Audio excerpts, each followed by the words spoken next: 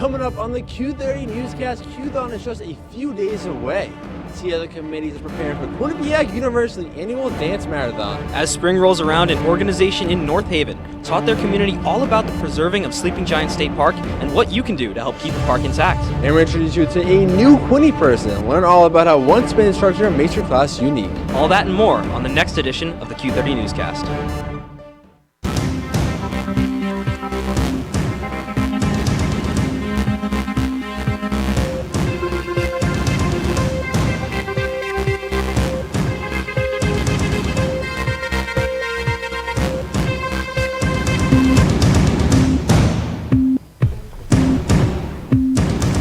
Welcome to the Q30 Newscast. I'm Keith Savage. And I'm Nick Boyd. We have a jam-packed show tonight. Keith, you ready? I am. Let's get started.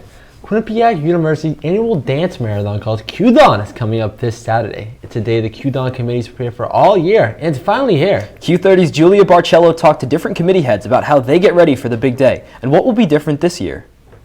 This Saturday is one of the biggest days at Quinnipiac. The university is hosting the annual QThon dance fundraising event. Directors and everyone on the committee have been working to plan the event throughout the year. Once we transitioned the e-board in April, it was kind of like hit the ground running. We started planning things and looking at old dance marathons and what they did and what worked well, kind of incorporating like new ideas into QThon. The director of communications further explained what goes into the planning and advertising of the fundraiser. That throughout the past year, we've been planning every month leading up to Day of QThon, creating flyers, creating different content through Instagram posts, Instagram stories, reaching different audiences on each of those platforms.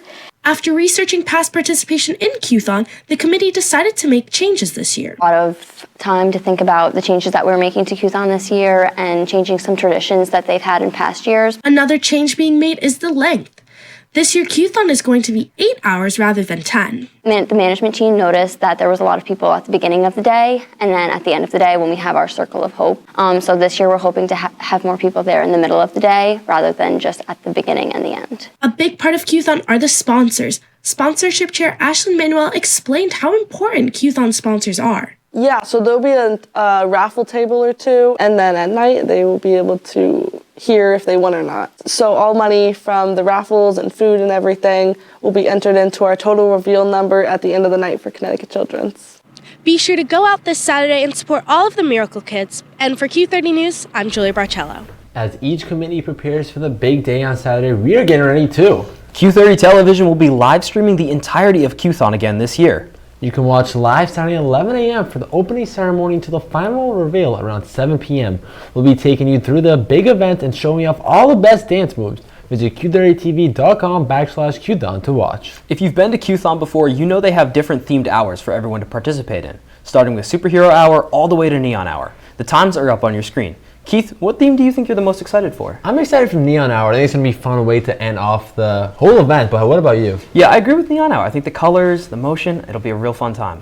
Well, there's still time to donate and contribute to Connecticut Children's Hospital. The link is up right now on the Q30 News Twitter. As the clock keeps ticking until QThon begins, more and more organizations on campus are getting involved in raising money. In this week's Q30 News Twitter poll, we asked the Quinnipiac community if they would be attending. And the results are in. Out of 27 people who voted, 74% say they will be attending QThon and 26% say they will not.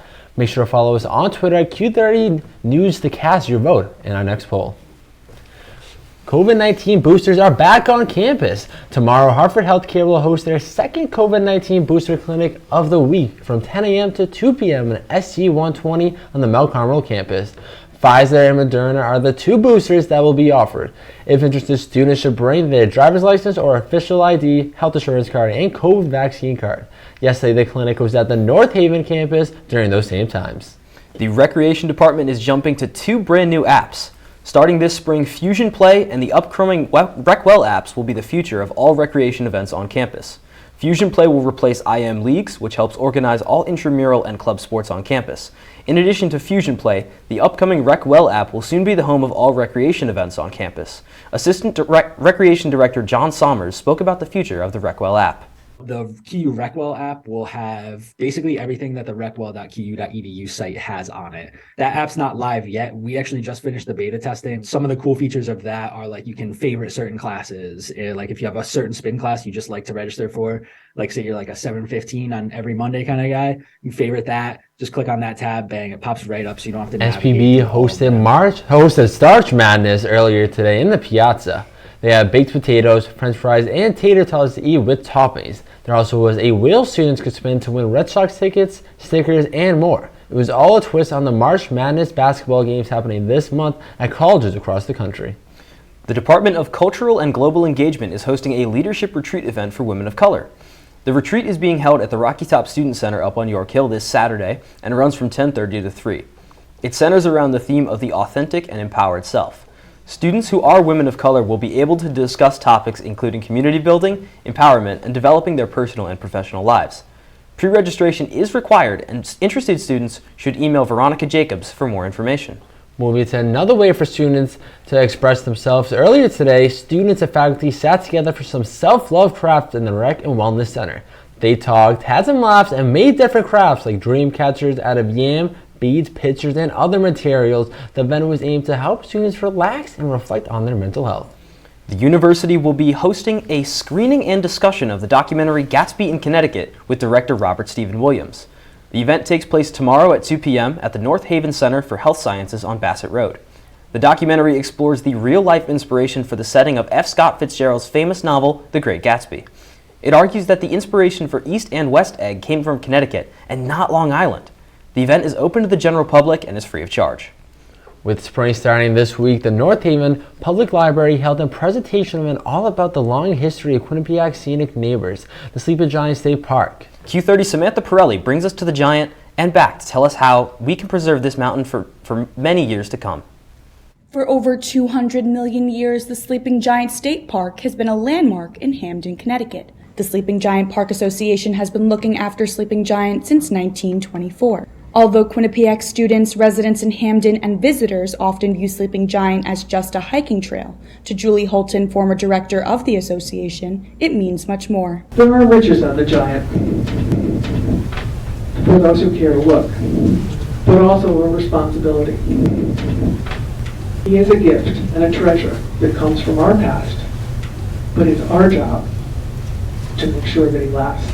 Marta Klepper teaches earth science classes at Quinnipiac and incorporates lessons around the Sleeping Giant by taking her students there for a hands-on experience. One is hopefully they're learning how to observe the natural world around them and how to sort of critically think about how things happened and being able to see it in place and be able to sort of take what we've learned in lecture and lab and sort of put it into real life and see what the actual results of these different processes are. For Sleeping Giant to last years beyond our time, Holton asks that the people visiting continue to take care of it. Please, leave the Giant better than you found it. Take only pictures, leave only footprints, kill only time. I think you might be allowed to kill a mosquito, but otherwise. For Q30 News, I'm Samantha Pirelli. Applications are now open for this year's National Security Seminar in Washington, D.C. The university partnered with the Washington Center to give students the opportunity to live and work in the nation's capital. The seminar is worth 3 credits and will take place from May 17th to May 25th. There will also be 2 online seminars in June. To register, students must pay a $200 fee, with housing covered by summer tuition. Today is the last day to register. Speaking of traveling, the application deadline to study abroad this summer has been extended to March 26th, plus 2 new faculty-led courses have been added to the list. FR 210, which is French Culture and Society, including a trip to Paris, and SP 105, which is Spanish for Health Professors course, including a trip to Santiago, Chile. For more information, visit educationabroad.qu.edu. It's almost time for our first commercial break, but don't go anywhere. Q30's Andrew Reynolds is previewing an event happening this weekend that will honor Rare Disease Day. But we can't go just yet. Why's that, Keith? Because Liz Ippolito is in studio to give us a quick weather preview. Liz, what do you have for us? Thanks, guys. Getting started with the 3-day weather. It's getting into spring this week, so it's going to be pretty crazy. Today we have a high of 57, low of 55, partially cloudy, and a similar thing that we have on Friday. But tomorrow, get your raincoats out because it's going to get a little bit rainy. High of 57, low of 52. More from weather and me right after this commercial break. I don't think that many kids in my son's school even do it. He makes fun of his friend who vapes. He would never try it. She's into soccer. She's on the honor roll. She's just not the type. No way. No way. No way. No way, my kid would never vape. Get your head out of the cloud. Today, nearly 8,000 kids will start vaping. Maybe even yours. Learn about the dangers at talkaboutvaping.org. What do you think you're doing, Kevin? Was just gonna drive home. There are several warning signs present that you shouldn't be driving. Like hearing voices? Like your text-to-emoji ratio? Oh man, the selfies. Selfie, nailed it. We all have warning signs that let us know that we're probably not okay to drive. Mine is pretending to be your subconscious. Craig, come on man, let's split a ride home.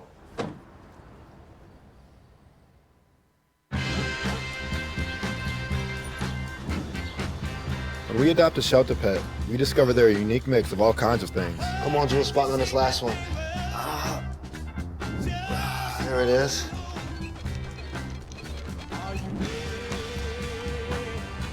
Keep going with it. Leo. They're a little bit of a lot of things, but they're all pure love. Welcome back to the Q30 Newscast. Rare Disease Day is Friday, March 24th. It's a day to raise awareness about the stories and challenges of people with rare diseases. Q30's Andrew Reynolds has a preview of the event. This upcoming Friday, the Frank H. Netter School of Medicine will be hosting its 9th annual Rare Disease Day Symposium. The event is being hosted by Robert Burgess, a professor at the Jackson Laboratory, and Dr. Gia Asadi, head of neurology at Connecticut Children's. President Judy Olean will be giving opening remarks at the symposium. Their goal is to bring awareness to National Rare Disease Day and shedding a light on rare diseases, hoping to encourage people to learn more about these topics. The symposium will be at the Netter School of Medicine in North Haven from 1 to 5 p.m. on Friday, March 24th. The symposium will also include a reception, art exhibit, music, and poster session. Andrew Reynolds, Q30 News. Thanks, Andrew. Moving from campus news to what's happening at the Capitol, we have Mason Glaw in the studio to give us the most recent political news. Mason, what do you have for us? Thank you, Keith and Nick. Politics has not stopped over the break, so let's just get right into it. This week's largest story has definitely been the possible indictment of former President Donald Trump. Following weeks of speculation around multiple grand jury cases, reports have come out that Trump may be indicted this week on charges involving an alleged hush money scheme to adult film star Stormy Daniels. Last week, Donald Trump took to his social media platform Truth Social, saying, quote, "The far and away leading Republican candidate and former President of the United States of America will be arrested on Tuesday of next week. Protest, take our nation back," end quote. No arrest was made yesterday, and the grand jury hearing evidence for the case did not meet today. Trump would be the first American president to be criminally indicted. On Monday, President Biden signed a bill into law that will declassify intelligence on the origin of the COVID-19 pandemic. The law, titled the COVID-19 Origin Act of 2023, passed in Congress with unanimous support earlier this month. It will require the Director of National Intelligence to declassify all information dealing with potential links between China's Wuhan Institute of Virology and COVID-19 in 90 days. In a statement, President Biden said that he intends to, quote, "declassify and share as much of that information as possible, consistent with my constitutional authority to protect against the disclosure of information that would harm national security," end quote. U.S. intelligence is still currently split on the virus's origin, with some speculating that researchers at the Institute spread the disease, while others believe it was just an animal. While Biden signed that bill, Biden also issued his first ever veto since taking office on Monday for a bill involving retirement plans. The veto was issued for a resolution to block a new Labor Department rule that would allow for retirement plans to consider environmental, social, and corporate factors before making investments. In a video posted to Twitter, President Biden explains his decision, saying, quote, "I just signed this veto because the legislation passed by the Congress would put at risk the retirement savings of individuals across the country," end quote. The measure was passed by a narrow majority in both chambers, so the veto is not expected to be overridden. And that's all I have for political news this week. Back to you guys at the desk. We're headed to our second break of the night, but don't go anywhere, because Liz Ippolito has the full weather report when we return. Plus, Vanessa Blasi has a story on free period products coming to the School of Medicine, and Hannah Smith will join us to give a national update. Stick with us.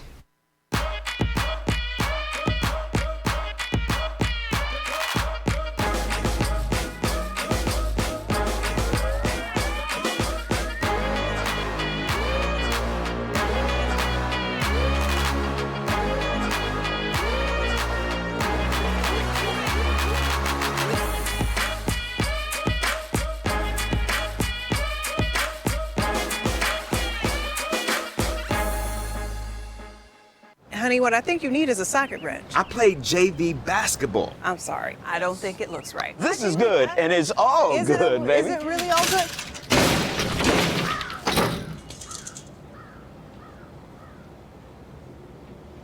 If you love me enough to routinely test your handyman skills, not to mention the strength of your marriage, then of course you'll visit nhtsa.gov/the-right-seat to make sure I'm in the right car seat. I'm gonna call my dad.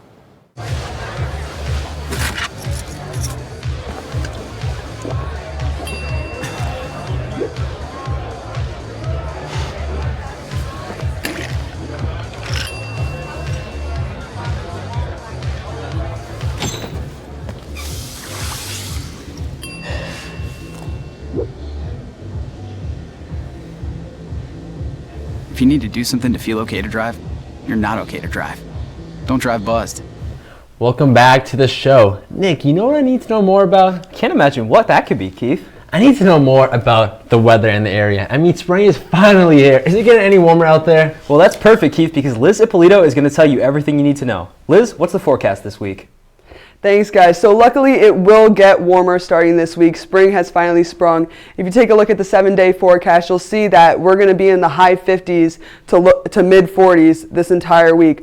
But it's not going to be clear skies and sunny the whole week. If you take a look at Wednesday and Friday, we're going to have some partial cloudy weather. But Thursday, we're going to have a lot of rain. Moving over to the weekend, you're going to see that Saturday and Sunday is going to be our coldest day this week with rain and a high of 42. But Sunday is going to bring up the temperature with a high of 57, partially cloudy. Same thing for Monday. Tuesday, going back to that rain and the cold weather. So going into the regional forecast, you'll see that Norwich and New London are at 48 and 47 for our current temperatures. Hartford's at 51. Moving over to the other side of Connecticut, you'll see Torrington has 48, Danbury with 50, and New Haven area with 49. That's all I have for this week's weather. Back to you guys at the desk. Thanks, Liz. A new initiative is being tested out at the Quinnipiac School of Medicine this month to provide free period products to students. Q30's Vanessa Blasi explored what this might mean for students. While getting your period is something that 1.8 billion people across the world experience every month, period products are not offered in most public bathrooms. This month, students in Quinnipiac University's Netter School of Medicine are looking to change that. When I was preparing for my first exam as a first-year medical student, my period came down unexpectedly, and I wanted to get one of these products, but I couldn't. Then came the idea for a free menstrual product trial run. It's already embarrassing enough, right? Anywhere, but to be in this environment in particular where you're always expected to be professional, to look a certain way, the mental toll that it has on you is just... it can just be a lot. Along with the OBGYN interest group, Walcott has funded products such as pads and tampons to go in almost all bathrooms in the School of Medicine. In a survey sent out to first and second year medical students, over half of the students who responded had at least one experience where they needed a period product and didn't have, and 98% believed that they would benefit from these free products. I mean, when you go to the bathroom, you expect there to be toilet paper for something that you naturally do, right? Excreting your waste. Well, what makes this any different? Many students agree that these free products would be more convenient and help them save money. Plus, students say the introduction of these very period products right beside me are not only increasing convenience, but also working to erase the negative stigma. And we want it to be more open because even now I find myself hiding a pad or a tampon in my sleeve or maybe between my phone or something like that. This trial is expected to run until supplies last. Reporting for Q30 News, I'm Vanessa Blasi. Keith, I think it's time to take a look at what's been going on around the country. You are absolutely right, and we have Hannah Smith here with us for this week's national headlines. Hannah, take it away. Thanks, guys. California did not experience the first day of spring like we did here in Connecticut. A strong storm hit the West Coast, bringing damaging winds, rain, and snow. Wind gusts reached up to 76 miles per hour in Sacramento, with flash flood warnings in effect until Wednesday tonight. The Gabrielle Mountains and highways are expected to see heavy snow up until tonight and have been warned to take caution. These high winds caused damage to roofs in at least 5 buildings in Montebello at about 11:30 a.m. today. Multiple vehicles in the area appeared to be damaged from the wind as well. COVID-19 is still in the air. This past Wednesday, the Senate Health Committee held a hearing and spoke with the CEO of Moderna about potential price hikes in the company's COVID-19 vaccine. Moderna said they will raise the price of its COVID vaccine once its contract with the government ends in the upcoming months. According to Senator Bernie Sanders, the vaccine cost Moderna $3 to manufacture it, but the company plans to sell it for $130.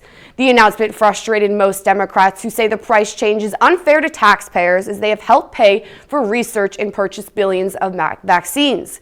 Republicans said Moderna is only bringing in new benefits and marketing a successful product. Cafeteria workers, custodians, and principals have taken a stand in Los Angeles, California. Thousands of people lined up before the sun came up, protesting that there needs to be a 30% raise and better working conditions for 30,000 essential support workers who have been without contracts since June of 2020 at the start of the pandemic.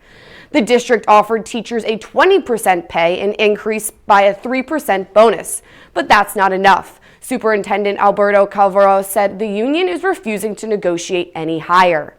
That's all I have for this week's national update. Let's send it to you guys back at the desk. Thanks, Hannah. We're going to have to enter one final commercial break. When we come back, we'll hand it off to Santino Mayoni for this week's sports report. And you'll see who Katie Cohen interviewed for this week's Quinnipiac person. Stay tuned. I know what you're thinking. I need a job. I need a new career. Well, I've been there. I've been there. I've been there. I wasn't happy with what I was doing. After high school, I didn't have a plan. I just wanted to start working. I got laid off twice, but you gotta keep going. You just need the right skills. Find an apprenticeship. I found a 2-year IT program. I found a medical course online. I'm now a consultant in the tech space. You have more options than you think. You can do this. You will find something. You will find something new.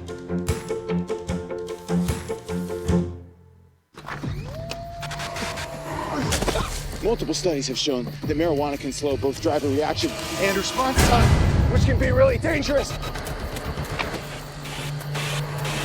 It's here. It's here. Wait. What? I can't drive. Why? My. Oh.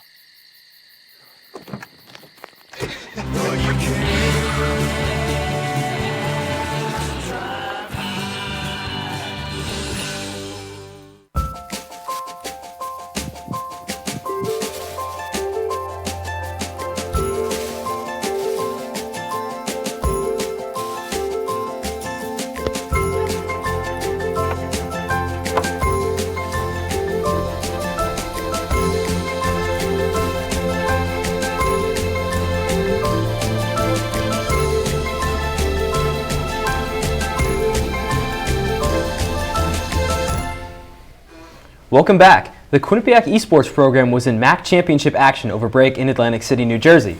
The Super Smash Ultimate team took home the conference title for the second straight year. They cruised through the tournament bracket and defeated Siena in the final. The Smash team will now get ready to compete in the national championships in May, held in Arlington, Texas. Quinnipiac's Valorant team also won their MAC tournament. I just kind of doubled down on making sure that we had good strategy going into it and that we weren't making decisions that were just based on like emotion or something like that, because that's definitely something that other teams get involved with. So when we get prepared for MAC, I'm always just trying to figure out, okay, who's ready this week. On Tuesday, Quinnipiac Athletics announced a brand new partnership with the local restaurant chain. Haven Hot Chicken and Quinnipiac Athletics have come together to help improve the student experience. Haven Hot brings Southern hot chicken and not chicken in Connecticut, and is one of the first fully dedicated Nashville-style hot chicken concepts in New England. Q30 talked to the president of Haven Hot Chicken about their goals of their partnership. We want Haven Hot Chicken's The Sandwich, which is just an epic deliciousness, to be the official chicken sandwich of Quinnipiac University. I want Quinnipiac University students, when their parents come to visit, I want them to take them to Haven Hot Chicken. What's your favorite chicken? I'm not gonna lie, I do love some buffalo chicken wings. I'm kind of excited to try that Haven Hot Chicken though. It's enticing me. I think that's gonna be a good time. It's gonna be a good partnership in general. Yeah. It's gonna work out great. But Nick, you're excited even more, and why is that? I mean, the Haven Hot Chicken got me excited, but I'm hyped up because Santino Mayoni is going to give us an electric sports report, including details about the big men's and women's hockey games over break. Santino, take it away. Thanks, Keith and Nick. So last time on Newscast, Q30's very own Connor Core said anything can happen in March, and boy was that an understatement, because a lot has happened over the past week in the world of Quinnipiac sports, and we're going to dive right into it. So after receiving an at-large bid to the national tournament, the women's ice hockey team took on the defending national champion Ohio State Buckeyes. Despite taking an early 1-0 lead, Quinnipiac ended up losing that game 5-2 as Sophia Jaquez scored 2 goals in the Buckeyes win. Ohio State made it back to the national championship game, but lost to the Wisconsin Badgers 1-0. Skating over to the men's side, after sweeping their rival Yale Bulldogs 2-0 in the quarterfinal round, the Bobcats traveled up to Lake Placid to take on the Colgate Raiders in the ECAC semifinals. The Bobcats lost 2-1 in a double overtime thriller thanks to a game-winning overtime goal from Ross Mitten. Despite the disappointing loss, Quinnipiac still made the national tournament as the #1 seed in the Bridgeport Regional. They will take on the 4-seed Merrimack Warriors on Friday, March 24th. And finally, we head down in New Jersey where the men's and women's basketball teams competed in their respective MAC tournaments on Thursday, March 9th. First up was women's basketball as they took on Manhattan in the MAC quarterfinals. The Bobcats lost 50-43 and suffered a disappointing end to their season. Later that same day, the men's basketball team looked to avoid the similar fate as they faced the underdog Marist Red Foxes. Despite winning both regular season games against Marist, the Bobcats couldn't win a third straight game, losing 76-59 in the quarterfinal round. A tough end to the season for both teams, but that's all I have for sports. Sending it back to you guys at the desk.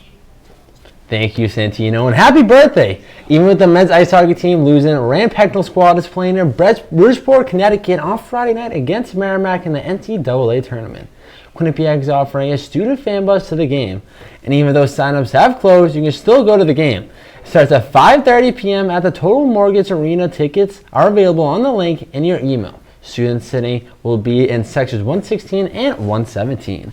Moving along, a few weeks ago in the Q30 News Twitter, we asked what Rec Well classes you were most interested in taking. And by far, the winner was spin classes. This week, we're giving the people what they want. In today's Quinniperson story, Q30's Katie Cohen spoke with a student who teaches spin classes on campus. Let's check it out.